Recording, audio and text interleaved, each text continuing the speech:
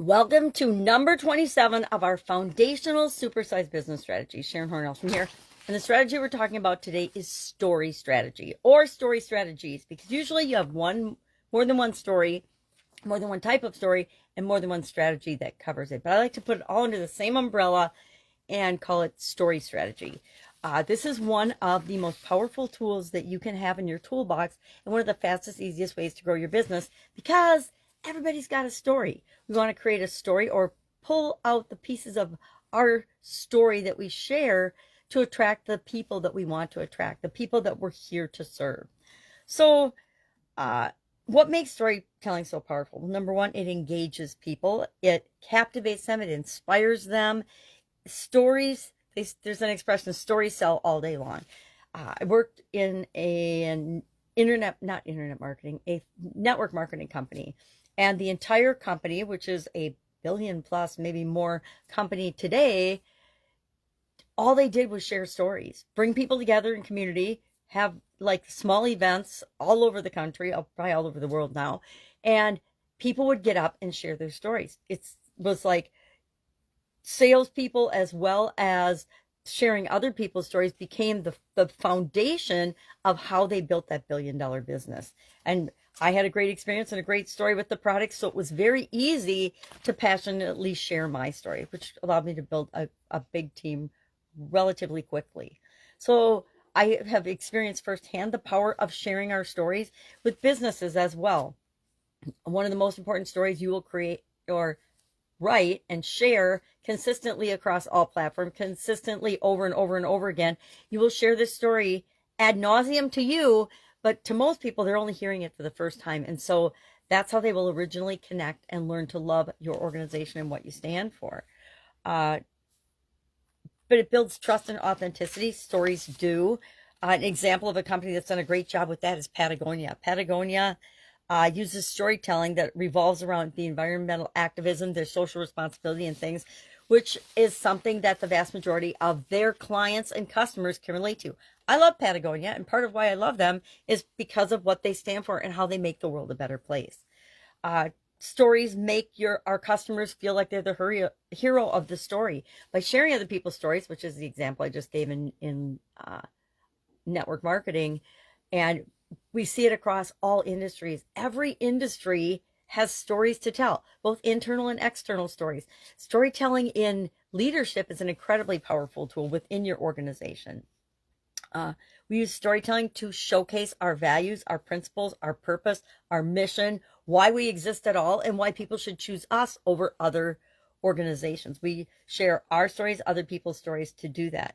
A great example of that is Ben & Jerry's ice cream.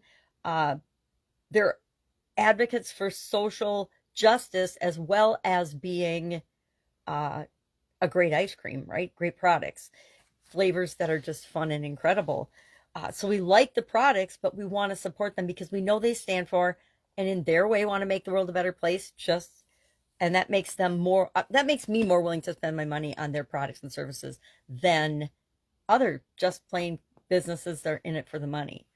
It allows us to tap into the power of emotional marketing. Emotional marketing is, it's all around us now because businesses and advertisers figured out that we are emotional beings and we buy based on emotion and justify with reason.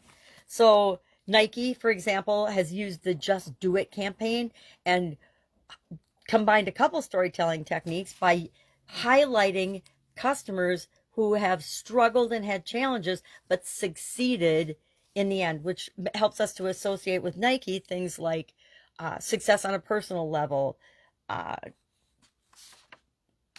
perseverance, resilience, sticking to it, never quitting, never giving up, just taking action. Some of the things and many of the things that we want to embody in our organizations. Stories also tend to go viral. If it's a story that people can relate to, people that you've never even been associated with will start sharing it in the online world, and it'll allow you to reach a group of people and client base that you might not otherwise be able to reach.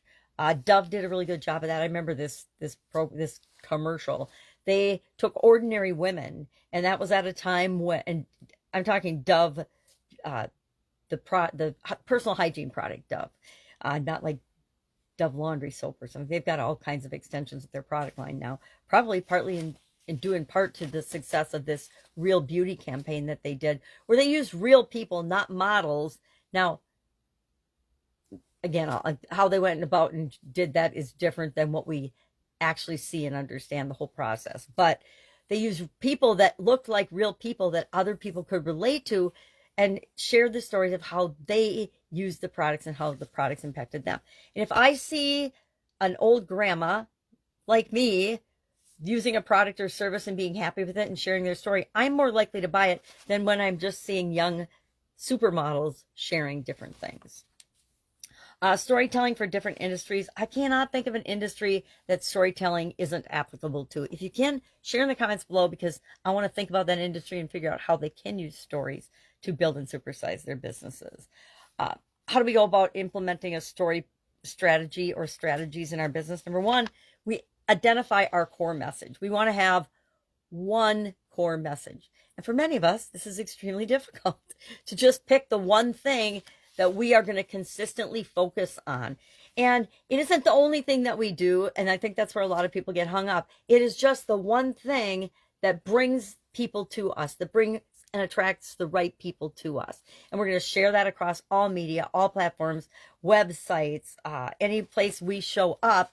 That core message and core story is going to be shining through. And it's like a lighthouse. It attracts people to us by letting them know where we are and where they can find us. Again, I've mentioned be consistent across platforms. Every platform you show up on should be led with the same core message and the same core story. We want to use multiple formats. Different people like to consume content in different ways, both online and offline. Some people love streaming videos. Some people love podcasts. Some people love the written word. Some people love books. And some people still listen to tapes and CDs when possible, or DVDs, I guess they're called. Whatever it is. I don't even know if I have a port on my computer. Not on my newest one, but my last one, I think I do, which is why I kept my last computer, so I could put in my disk technology. And like anything else, we want to measure how effective is it, what stories work, what stories don't. Be like a comedian. Practice your stories until you get the one that hits, and then that's the story that you share over and over and over again. Again, you'll get sick of telling your story long before people get sick of hearing it. Your people will get sick of sharing your story long before people get tired of hearing it. And you'll know when things have changed enough that you need to tweak and change your story, because it's not hitting the mark. It's not getting the results that you want. Love to know, do you have a story strategy for your business? Is it documented? Are you using it? Are you training people on it? And are you living consistently with that story? Because if you have a great story, but your business doesn't actually reflect that story, it's not going to work.